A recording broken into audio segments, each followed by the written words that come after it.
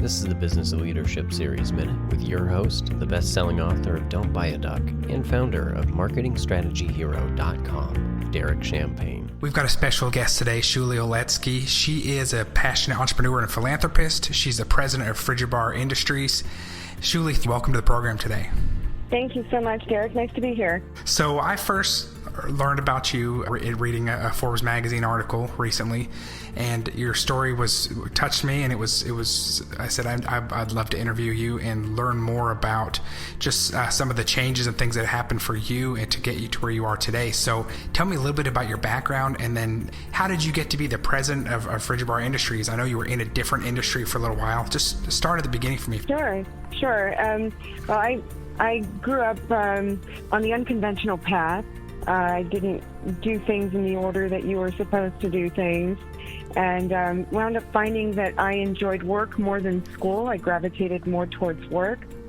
So I went that route. I was in real estate for a good bit of time in my 20s and through my 30s, and was very happy. I had a nice career, and my dad wound up getting very sick. And when he got sick, we had this family business, and somebody had to keep things going. So I stepped in at the time just to help, to try and make sure that what needed to get done got done. So did you, when your dad did get sick, how comfortable were you with running this company? How long had it been around by that time? We had been in business around 37 years when he got ill. And I had been familiar with the business, growing up around it. I would attend the boat shows, and as I got older, I would go and help my dad at the trade shows. That was our special time together. But I didn't have any active role in the business itself, day-to-day operations-wise.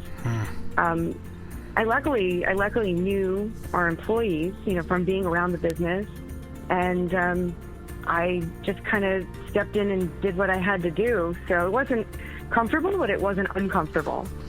What was the culture like when you came in and were suddenly the new boss after that many years? We're a very small organization, so more like a close-knit family. And, we were very transparent with what was happening with my father and, what the ultimate outcome was going to be from his illness. He wound up with Lou Gehrig's disease, ALS, as most people understand it. And I went in and I talked to them and I said, look, we've got two choices here. Either you can teach me what I need to learn so we can keep things going and we can carry on this legacy, or we can shut it down. And I need your help to make that decision because I didn't know enough to do it on my own. And they agreed.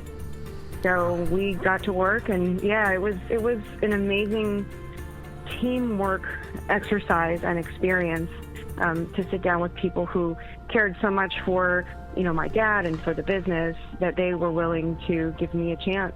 Derek Champagne here. So many exciting things happening in 2019. Join us. Visit DerekChampagne.com.